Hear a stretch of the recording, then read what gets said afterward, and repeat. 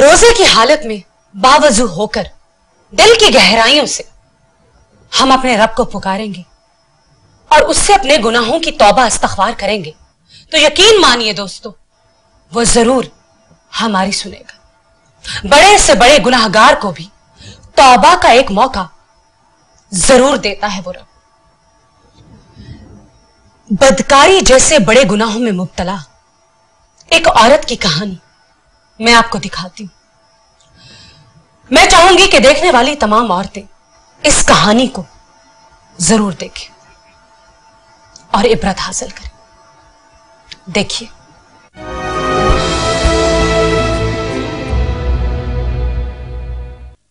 شیطان کے بہکاوے ہر طرف پھیلے ہوئے ہیں. شیطان کا پسندیدہ شکار ہیں ہوس کی ماری عورتیں.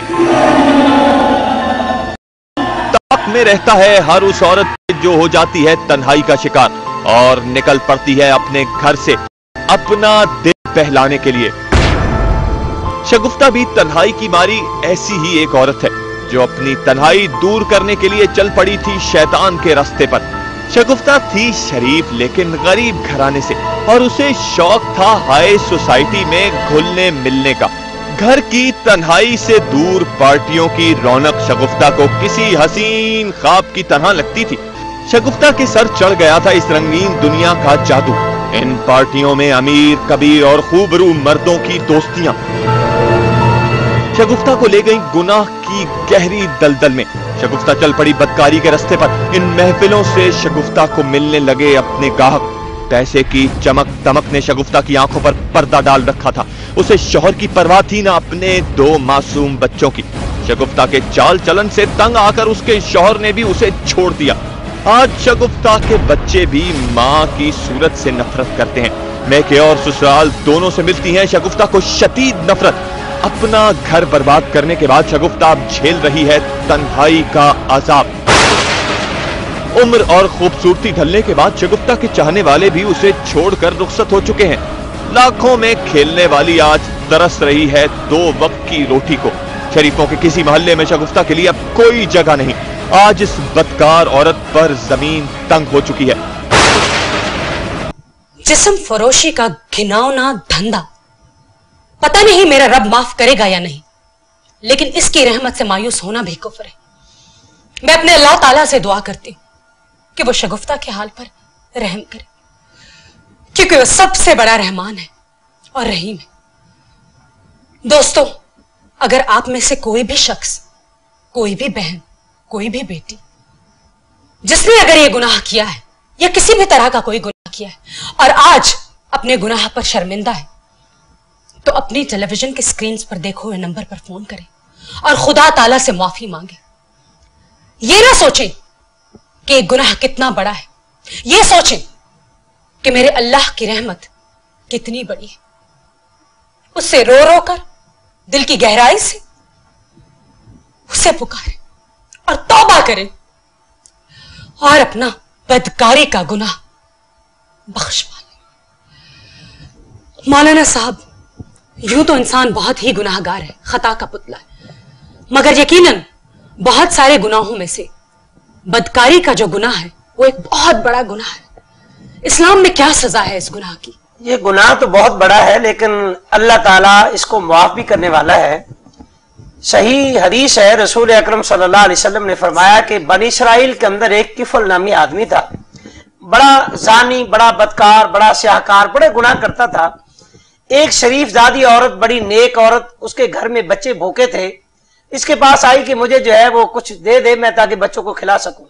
اور یہاں پہ یہ بھی مسئلہ بتا دے کہ اللہ کے نبی علیہ السلام نے تنگ دستی سے، غربت سے پناہ مانگی ہے چونکہ یہ برائی پر لے جاتی ہے. بے شک. تو وہ جو ہے وہ اس کے پاس آئی، کفل کے پاس، کہ مجھے جو ہے وہ کچھ پیسے دے، میرے بچے بھوکے ہیں وہ کھا سکیں. ہمیشہ اکثر ایسا ہوا ہے کہ اس گناہ کے پیچھے مجبوریاں، تنگ دستی ہوتی ہے. جی. تو جب وہ آئی تو اس نے کہا کہ 60 دینار تمہیں دوں گا لیکن تمہیں جو ہے یہ برائی کرنا ہوگی. وہ بیچاری سوچتی گئی، دیکھا بچے بھوکے مر رہے ہیں، کوئی اور چارہ نہیں ہے، آخر کار مجبور ہو کر اس کے پاس آ گئی اور آ کر جو ہے وہ کہنے لگی چلو ٹھیک ہے 60 دینار طے ہو گئے. اور جب وہ کفل اس کے جسم کے قریب گیا تو اس کو ہاتھ لگایا تو اس کے جسم کے رونگٹے کھڑے تھے عورت کے. تو तो ये बड़ा हैरान हुआ कि मैं इतना बड़ा चौधरी, बड़ा इलाके का नामवर आदमी हूं, मुझे कोई पूछने वाला नहीं है, तो आप डर किससे रही हैं, कोई देखने वाला नहीं है। कहने लगी किफल, मैं उस रब से डरती हूं जिसको क़यामत के दिन मुझे जवाब देना होगा कि आज तक मैंने बदकारी नहीं की, लेकिन आज इस मजबूरी और इस मुफलसी और गुर्बत ने मुझे इस हाल पे लाके रख दिया है, तो मैं उस रब से डरती हूं। अस्तग़फ़िर अस्तग़फ़िर, ये मुफलिसी इंसान से क्या क्या काम करवाती है। हमारे पास बेशुमार कॉल्स आ रहे हैं, बेपनाह आपके मैसेजेस आ रहे हैं, ईमेल्स आ रहे हैं, और इस वक्त एक कॉलर मौजूद है हमारे साथ, जानते हैं कौन है। वीना मलिक साहिबा, अस्सलाम वालेकुम। वालेकुम सलाम। राबिया इम्तियाज बात कर रही हूँ कराची से। जी राबिया बहन, मैं ठीक ठाक हूँ, शुक्रिया, आप फरमाइए। माशाल्लाह माशाल्लाह, इतनी प्यारी लग रही हैं आप पाकिस्तान की सबसे खूबसूरत। बहुत शुक्रिया, बहुत मेहरबानी, अल्लाह का करम है। जो ये जोड़ा पहना है ना, वो मुझे बहुत अच्छा लग रहा है। क्या आप मुझे ये जोड़ा देंगी? जी जरूर, मैं ये जोड़ा आपको कुरियर कर दूंगी। आपका एड्रेस जो है वो हमारी टीम बहुत शुक्रिया, बहुत शुक्रिया वीना, बहुत शुक्रिया, बहुत शुक्रिया, बहुत शुक्रिया। जोड़ा आपको मिल जाएगा। मौलाना साहब जो है वो दरमियान में रह गई, हदीस पूरी नहीं हुई थी, तो औरत का जिस्म कांपने लग गया कि आप जो है वो कहने लगा क्यों डर गई हो आप, कोई देखने वाला नहीं। कहने लगी मैं उस रब से डर गई हूं जिसको मरने के बाद जवाब देना है। इसके दिल में डर आ गया, खौफ आ गया कि मैं सारी जिंदगी गुनाह करता हूं और मैं कभी नहीं डरा, और ये पहली बार जिंदगी में गुनाह करते हुए डरी है। उसको बोला पैसे ले जा और चली जा। उसी रात को ये बंदा मर गया। सुबह लोगों ने कहा जी अच्छा हुआ, बदमाश मर गया, बड़ा बदकार था, मर गया। लेकिन जब आए तो दरवाजे पे लिखा था इन्नल्लाह कद गफर लिल किफल, अल्लाह ने किफल को बख्श दिया है। फिर इस औरत ने वाकया सुनाया कि रात को यह वाकया हुआ था। तो इसका मतलब यह है कि अल्लाह की बारगाह में इंसान अगर गिड़गिड़ा कर रोए, माफी मांगे, तो अल्लाह ताला इस माह रमजान और इस्तिगफार और तौबा की बरकत से अल्लाह ताला बड़े से बड़ा गुनाह भी माफ कर सकता है। इसमें कोई शक नहीं है मौलाना साहब।